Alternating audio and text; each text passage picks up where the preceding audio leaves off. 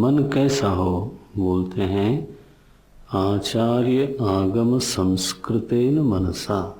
ये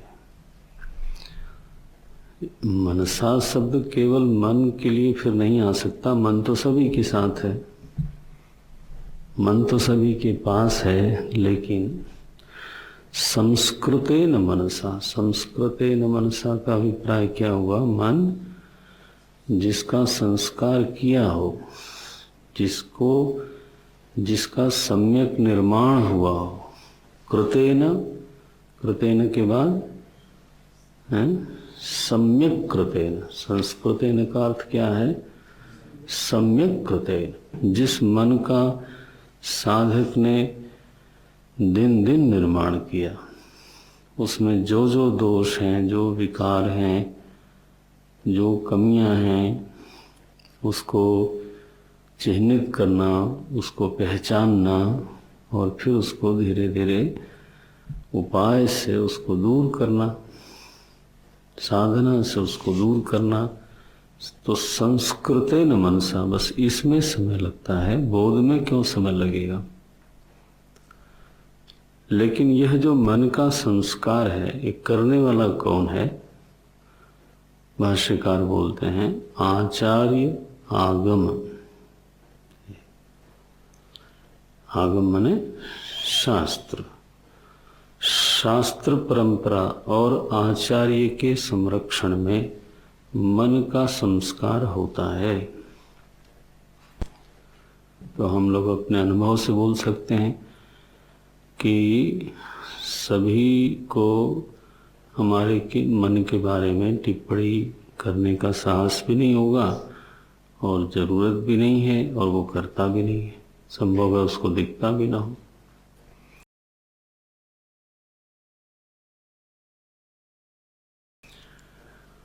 और यदि हमारे व्यवहार अथवा मन की स्थिति के बारे में यदि कोई टिप्पणी करता भी है, तो संभव है उसकी टिप्पणी द्वेषवशात हो, संभव उसकी टिप्पणी में कोई राग हो, संभव है उसकी टिप्पणी में कोई पूर्वाग्रह हो। ऐसी टिप्पणियां व्यक्ति को विक्षिप्त तो जरूर करती हैं, लेकिन व्यक्ति का उससे बहुत सुधार होता हो ऐसा देखने में नहीं आता। द्वेष से प्रेरित अगर मेरी टिप्पणी होवे तो पहले ही मेरा ही अंतःकरण कहीं न कहीं दूषित हो गया। तो दूषित अंतःकरण से, दूषित मल सहित अंतःकरण से मैं दूसरे के अंतःकरण को कैसे निर्मल करूंगा? वह व्यक्ति निंदा से थोड़ा सतर्क भले हो जाए, हो सकता है थोड़ा, लेकिन जो कदम कदम पर व्यक्ति में सुधार होता है, जब वो अंतेवासी बनता है,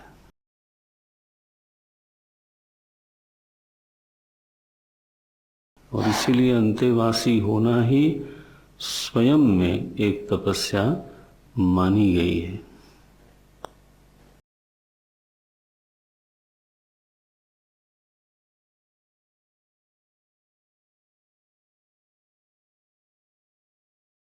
अंतेवासी माने गुरुकुल में गुरु के सन्निकट रहना। वो हर बात पे टोक सकता है,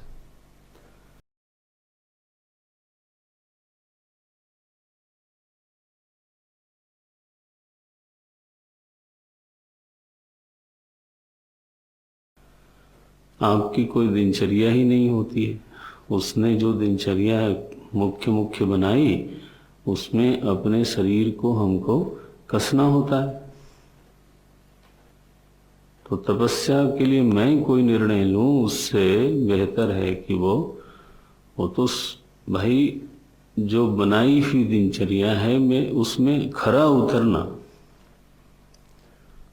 ये तो तपस्या है। वो दिनचर्या एक प्रयोजन को लेकर बनाई जाती है, तो वो तपस्या सार्थक होती है। कबीर को ऐसा कभी लगा कि गुरु कुम्हार समरीति है, एक रीति है, ऐसा भी बोलते हैं। गुरु और कुम्हार की एक ही रीति है, गढ़ी गढ़ी काढ़े खोट। वो जब घड़े में से वो कंकरी निकालता है तो वो थपकी मारता है, एक लकड़ी की थपकी छोटी सी ऐसी होती है, मारता रहता है, लेकिन वो आकार बिगड़ न जाए इसके लिए भीतर से हाथ देता है। क्या बोलते हैं? अंतर हाथ सहार दे, बाहर बाहे चोट। चोट नहीं मारे ऐसा नहीं, बाहर बाहे चोट। बाहर तो चोट लगाता ही रहता है, भीतर घट के मुंह के अंदर उसका हाथ होता है, टूटे नहीं। ऐसा क्यों करता है? क्योंकि गढ़ी गढ़ी काढ़े खोट, एक खोट निकालता है।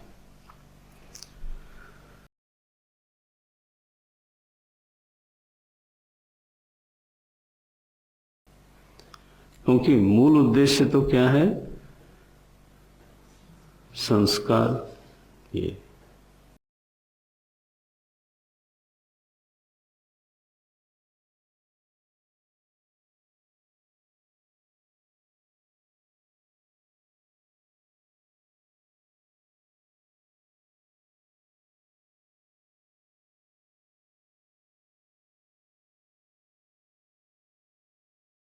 वो जितना संभव है उतना करना है हमको। ये दो साधन बताते हैं, दोनों बहुत ही समर्थ साधन हैं। आचार्य आगम संस्कृतेन। बहुत सारे साधन दुनिया में बताए जाते हैं, शास्त्रों में बताए जाते हैं। जप है, पूजा है, ध्यान है, ये सब संस्कार के साधन है। तीर्थ यात्रा है, तपस्या है,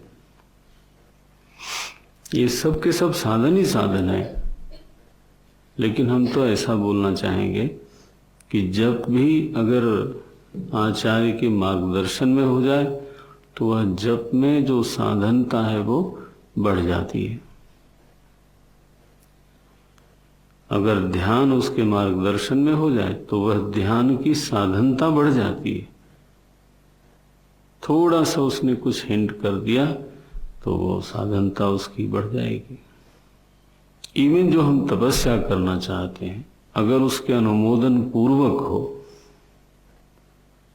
तो उसके अनुमोदन के साथ तपस्या करने में सुरक्षा है। उसके अनुमोदन के साथ कोई साधना करने में सुरक्षा भी है, निश्चिंतता भी है। और इतना ही नहीं, एक और चीज पीछे से आती है, तो उसका अनुमोदन मिल जाना हमारे किसी संकल्प के ऊपर उसका अनुमोदन मिल जाना, इसका अभिप्राय है कि हमें उनका आशीर्वाद प्राप्त हो गया। हम स्वयं अनुभव करते हैं, गुरुकुल प्रवेश के पहले अपनी भी एक स्थिति रही होगी, और फिर 2.5 वर्ष का एक प्रक्रिया मानो हमारे ऊपर से गुजर गई। मैंने ही वर्ण किया, दूसरे ने नहीं वर्ण किया। उस प्रक्रिया से हम गुजरे, वो प्रक्रिया थी, वो दिनचर्या है, वो अनुशासन है, वो आहार विहार है, सब कुछ है। उस प्रक्रिया से एक व्यक्ति गुजरा। 2.5 वर्ष के इस पार एक जैसा था और 2.5 वर्ष के उस पार बहुत फर्क होता है। जब वही व्यक्ति फिर समाज में या अपने आप को देखता है या समाज में बैठता है तो पूछते हैं 2.5 वर्ष में ऐसा क्या पढ़ाया गया आपको? वो एक, अगर मैं केमिस्ट्री की भाषा में बोलूं तो एक चीज को किसी केमिकल से गुजार देने पर उसमें जो एक परिवर्तन आता है वो गुरुकुलवास का परिणाम है।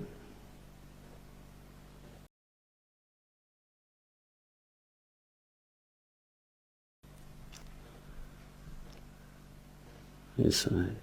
तो प्राग एकत्व विज्ञानात् आचार्य आगम संस्कृतेन मनसा मनसा इदम, इदम माने आत्मानम नहीं, क्या बोलते हैं, ब्रह्मैकरसम आप्तव्यम, ब्रह्म की एक रसता, एक रसता माने कौन बोलेगा,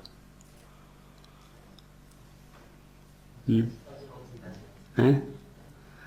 एक रास्ता माने अभेद। ब्रह्म और आत्मा ये दो रस नहीं है। ब्रह्म की एक रसता, प्रकरण किसका चल रहा है वो ध्यान में रखें।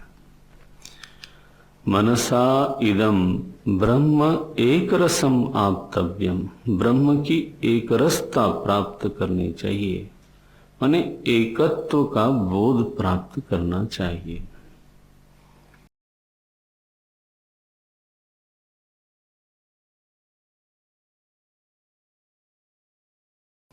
आत्मा की ब्रह्मता का बोध, आत्मा की अव्ययता का बोध, आत्मा के सर्वाधिष्ठान होने का बोध,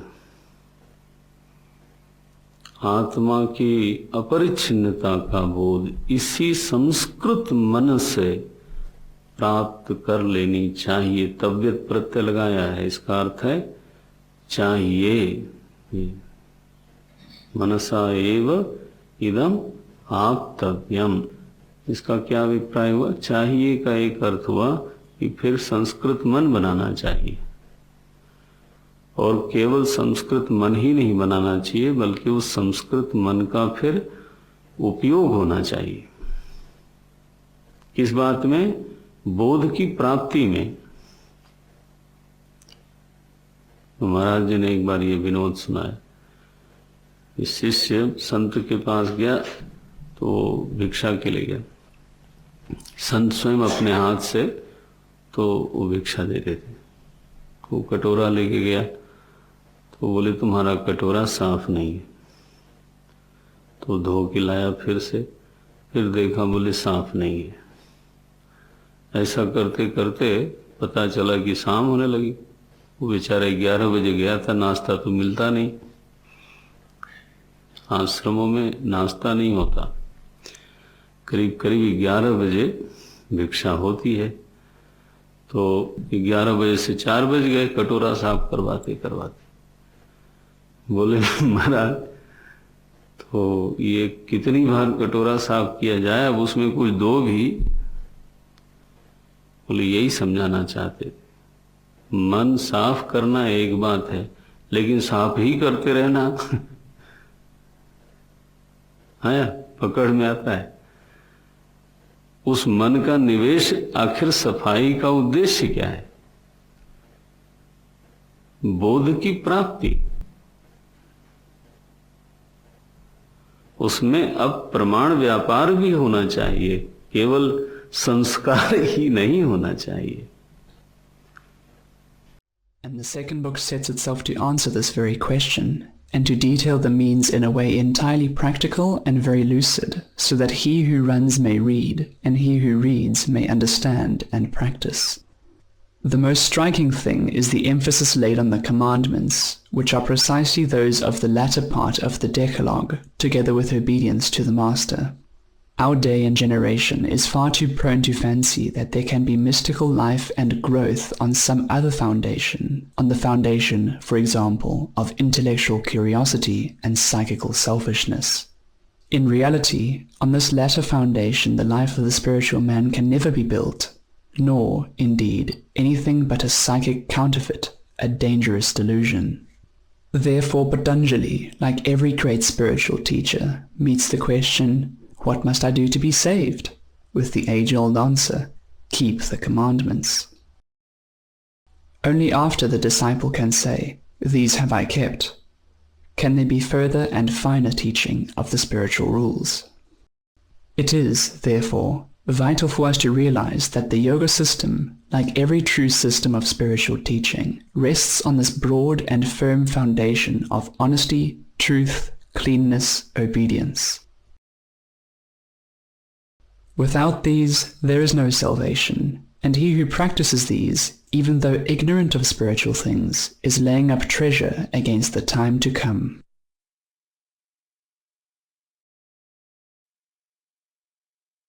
Book 2. 1. The practices which make for union with the soul are fervent aspiration, spiritual reading, and complete obedience to the Master.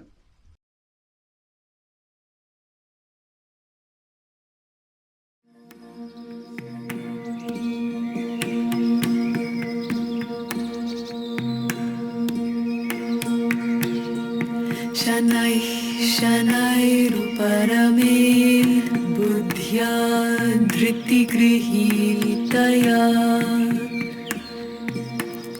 शनैः शनैरुपरमे बुद्ध्या धृतिगृहीतया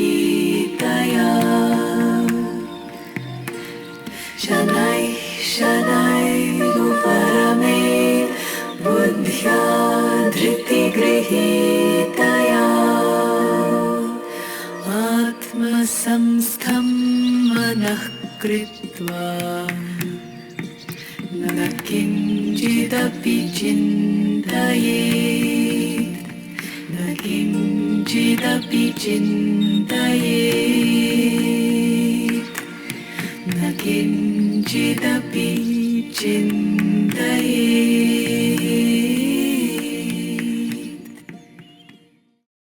दो बातें कही यहाँ पर। स्वाध्याय के दो विषय प्रस्तुत किए हैं। एक प्रणवादी पवित्र मंत्रों, वाक्यों, शब्दों का जप करना,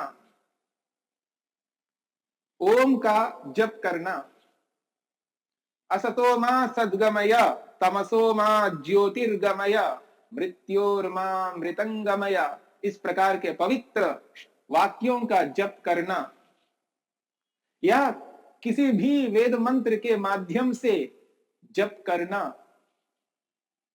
प्रणवादी पवित्र शब्दों, वाक्यों और मंत्रों का जप करना स्वाध्याय कहलाता है। यह स्वाध्याय का एक विभाग है।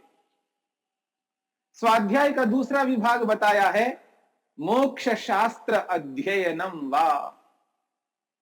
मोक्ष शास्त्र अध्ययनम वा, मोक्ष शास्त्रों का अध्ययन करना, मुक्ति को दिलाने वाले शास्त्रों को पढ़ना, यह स्वाध्याय कहलाता है।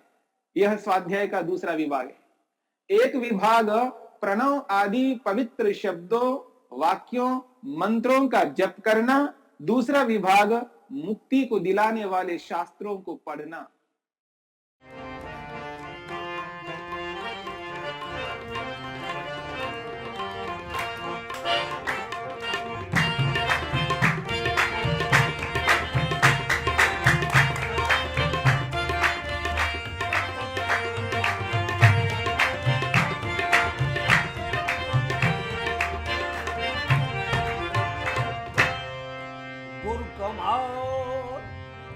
भीखा गुर कमार सुख देते हैं ते जो कड़ कड़ कड़ का देखो अंदर तो रिश्का करें और बाहर लावे चोर। अंदर को रक्षा करें और बाहर लावे चोर। जे सौ चंदा युग में ते जो सूरज चढ़े हजार इतने चांदन हुंदिया ते जो गुरु बिन गोर आधार गुरु बिन ज्ञान